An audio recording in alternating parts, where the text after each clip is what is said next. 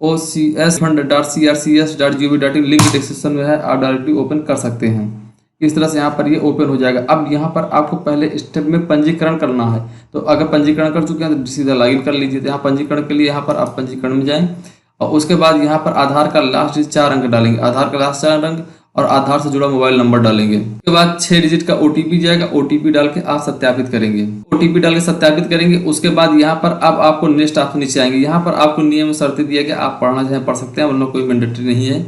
इस पर क्लिक करके आपको मैं सहमत हूँ पर क्लिक कर देना है। उसके बाद फिर यहाँ पर दोबारा इस तरह खुलकर आ जाएगा, आपको अगला पर क्लिक कर देना। अब दोबारा यहाँ पर आपको आधार नंबर डालना है और आधार के माध्यम से आपको ओटीपी भेजना है। आधार में मोबाइल नंबर लिंक होना चाहिए तभी ओटीपी जाएगा। कभी कभार इस तरह से लिख कर आएगा UIDAI से कनेक्ट करने में असमर्थ, कृपया पुनः प्रयास करें। इसका मतलब आपके आधार में मोबाइल नंबर अभी लिंक नहीं है या एक्टिव नहीं है। मोबाइल नंबर नहीं लिंक रहता है तो वहाँ पर UID नेवर इनेबल लिख के आ जाता है या UID नॉट फाउंड लिख के आता है, कुछ इस तरह से लिख आ जाता है। कभी कभार ओटीपी नहीं जाता तो सर्वर का इशू है। अगर आपके मोबाइल में ओटीपी नहीं जाता तो पहले आप UIDAI साइट से भी जाएं, वहाँ पर चेक कर लें कि हाँ मेरे आधार मोबाइल नंबर लिंक है कि नहीं लिंक है। कभी कभार नहीं लिंक रहता तो ओटीपी नहीं जाता, सर्वर बिजी रहता तब भी नहीं जाता है।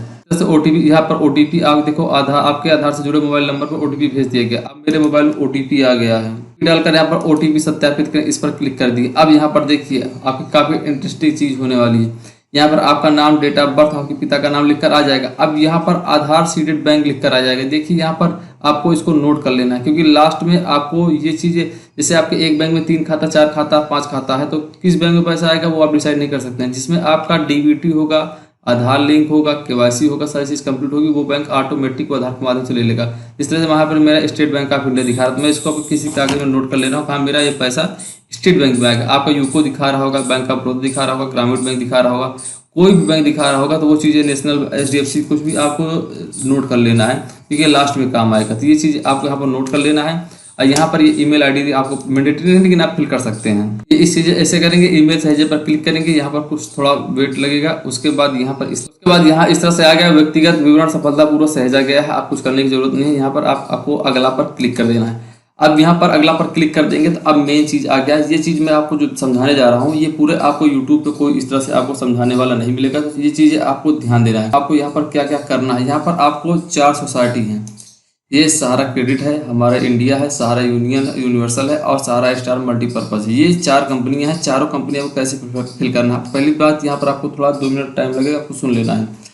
देखिए यहाँ पर जैसे मैं दिखा दे रहा हूँ, 1 मिनट, ये देखिए मैंने सारा इसमें ऐड किया। इसमें अलग अलग है। देखिए यहाँ पर कोड देगा, सोसाइटी का कोड देगा, सहारा यूनिवर्सल का अलग है, सहारा क्रेडिट का अलग है, सहारा मल्टीपर्पज़ का अलग, अलग अलग तरीके हैं। लेकिन एक ही आधार से एक ही बार में जितना आप ऐड कर सकते हैं ऐड कर लेंगे। अगर आप सोचिए इसके बाद मेरा कुछ बच गया है, मैं बाद में दोबारा उसको ऐड कर लूँगा, तो लॉक होने के बाद कुछ इसमें चेंज नहीं कर सकते हैं, ना आप अलग से अप्लाई कर सकते हैं। तो जितना आपके पास बॉन्ड हो, स्लिप हो, पासबुक हो, सारा आप एक आधार में आपको सारे ऐड कर देना है। जैसे आप समझ लीजिए, जैसे मान लीजिए आपने यहाँ पर पहले सहारा क्रेडिट किया, यहाँ पर सदस्यता संख्या, खाता संख्या, रसीद संख्या, पासबुक संख्या, खाता खोलने की तिथि, जमा राशि, और यहाँ पर आप बॉन्ड, स्लिप, पासबुक जो भी हो उसको जोड़ दें। उसको जोड़ने के बाद दोबारा फिर आपको यहाँ पर सहारा क्रेडिट पे आपको दोबारा फिर क्लिक करना, फिर सहारा क्रेडिट का दूसरा बॉन्ड लें, उसको जमा करें। अलग अलग खाता संख्या आपको ऐड करना है। एक चीज़ ध्यान देना है, यानी कि एक ही खाता संख्या का आप बार बार जोड़ें।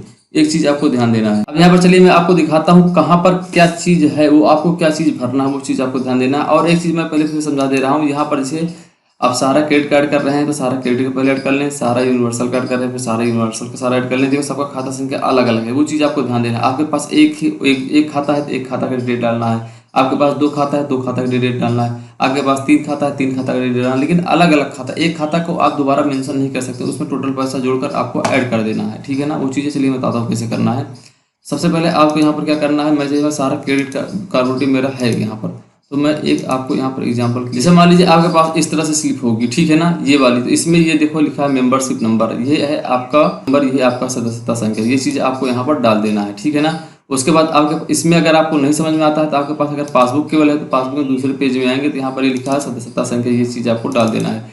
ठीक है। उसके बाद इसमें ये भी आपके पास नहीं है तो आपके पास ये स्लिप होगा इस तरह से रसीद, तो इसमें यहाँ पर मेंबरशिप आईडी है, ये चीज़ें हैं तो आपको ये डाल देना है। तीनों से कोई एक चीज़ ऐड रखते हैं, तीनों जगह आपको मिल जाएगा। ठीक है ना। मेंबरशिप नंबर आपको डाल देना है।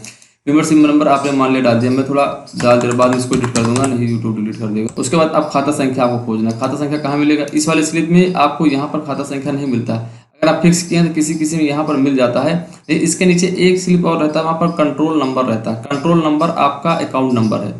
ठीक, उसके बाद कंट्रोल नंबर नहीं मिलता है तो आपके पास इस तरह से पासबुक होगा, यहाँ पर एक खाता संख्या दिया गया है। अगर यहाँ भी आपके पास नहीं है तो यहाँ पर इस तरह से एक स्लिप होगी आपके पास, इस तरह से, इसमें फेलो नंबर दिया गया, ये आपका खाता संख्या है। एक चीज़ ध्यान देना है, फेलो नंबर ही आपका अकाउंट नंबर है, खाता संख्या है, कि तीन में कोई एक स्लिप तो आपके पास होगी 100%। तो वो चीज़ें है, चाहे ये आपके पास हो, चाहे ये हो, चाहे ये हो।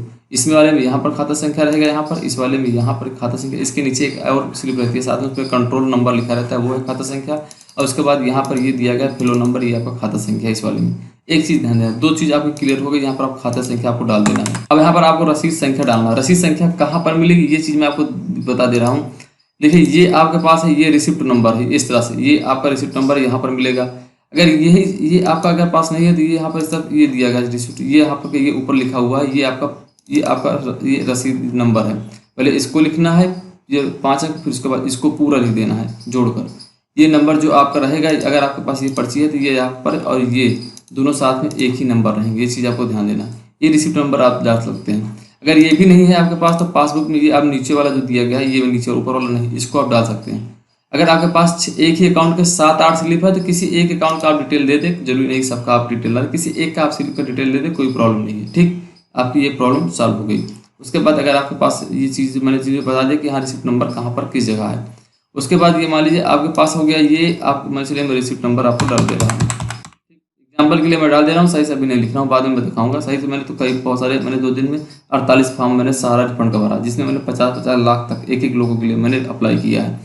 अब यहाँ पर प्रमाण पत्र या पासबुक नंबर, ये चीज़ें आपको डालना है। ये चीज़ आपको कहाँ मिलेगा, ये चीज़ मैं चलो दिखा दे रहा हूँ। जिसमें आपको ये जो पूरा दिया गया है, ये 3 अंक का बड़ा का, उसके बाद ये छोटा, ये पूरा नंबर आपको लेना, पूरा नंबर आपको, ये आपका सर्टिफिकेट नंबर, प्रमाण पत्र नंबर है।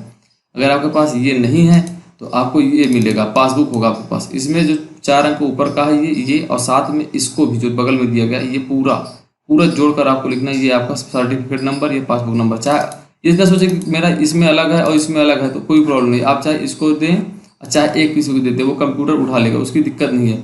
और इसमें आएंगे तो यहाँ पर, अगर इसमें आएंगे तो इसमें यहाँ पर वो आपका नहीं लिखा रहता है। वो अगर ये चीज़ आपके पास होगी तो इसके साथ में एक ये नंबर होगा, एक इस तरह से इसमें दिया होगा। ये चीज़ आपको ध्यान देना है। ये है आपका प्रमाण पत्र, सर्टिफिकेट नंबर, वो चीज़ आपको ध्यान देना है।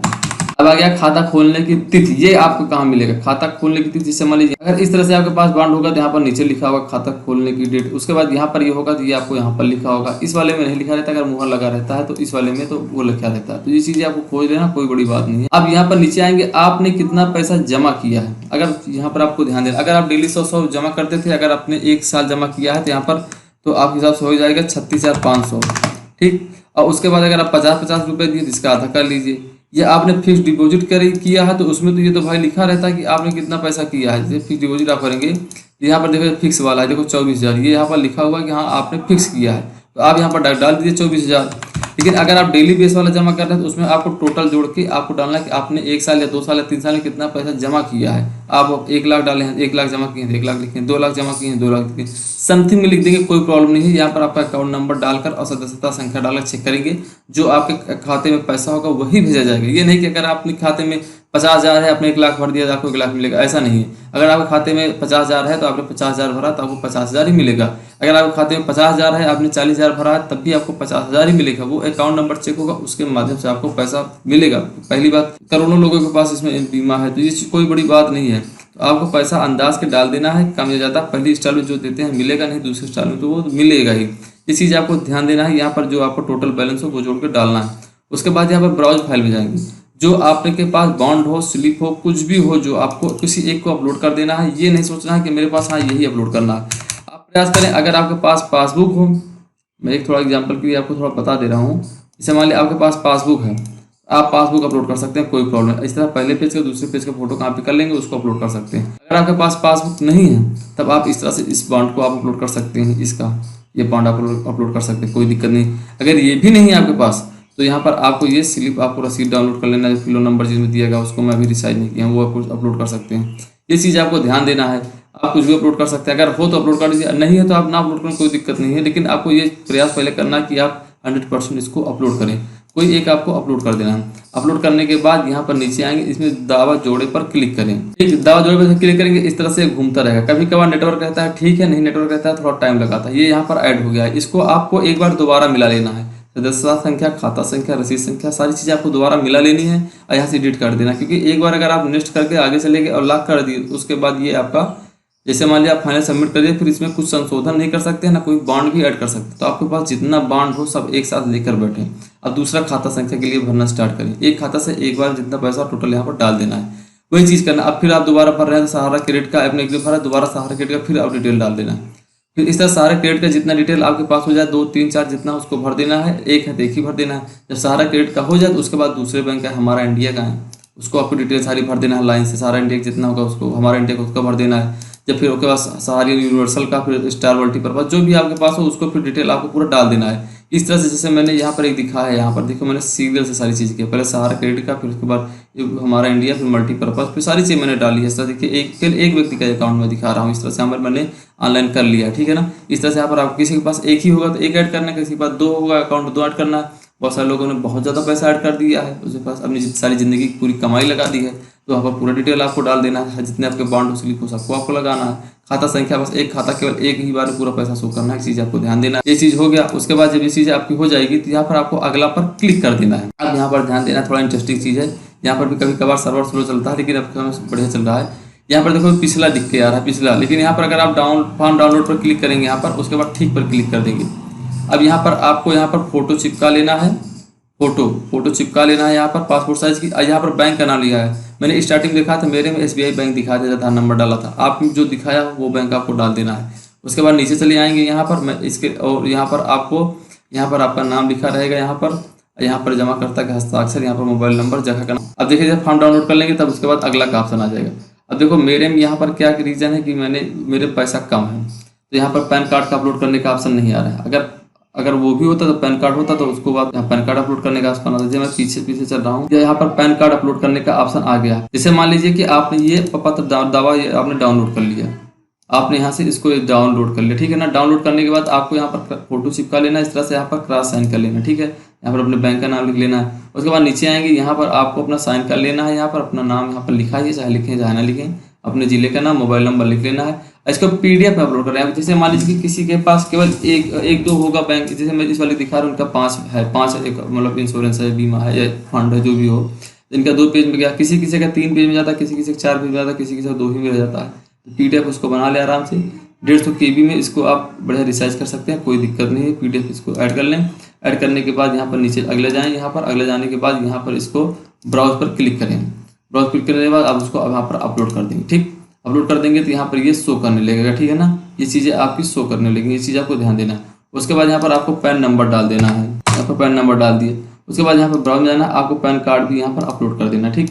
पैन कार्ड भी आपने अपलोड कर दिया, ठीक। दोनों चीज़ दिखा रहे हैं। अब यहाँ पर अपलोड पर क्लिक करें, इस तरह से आपको क्लिक कर देना है। ये क्लिक पर क्या कर देंगे, यहाँ पर दस्तावेज आवेदन सफलतापूर्वक अपलोड कर दिए गए। अब अगले चरण में यहाँ पर आपको अगला चरण पर क्लिक कर देंगे। जैसे अगला चरण पर क्लिक कर देंगे तो आपका ये फॉर्म लॉक हो जाएगा, दिखा भी दे रहा हूँ। जैसे मैं अगला क्लिक करेंगे इस तरह से लिख कर आ जाएगा, इस तरह से यहाँ पर ये। उसके बाद नीचे लिखा रहेगा निकास पे आपको क्लिक कर देना है। यहाँ पर निकास पे क्लिक, निकास में निकलने से पहले यहाँ पर ये आपको एप्लीकेशन नंबर कागज पर नोट कर लेना है या इसका स्क्रीनशॉट ले लेना है। इसको अपने पास रख लेना है, इसका प्रिंट आउट निकलवा लेना है।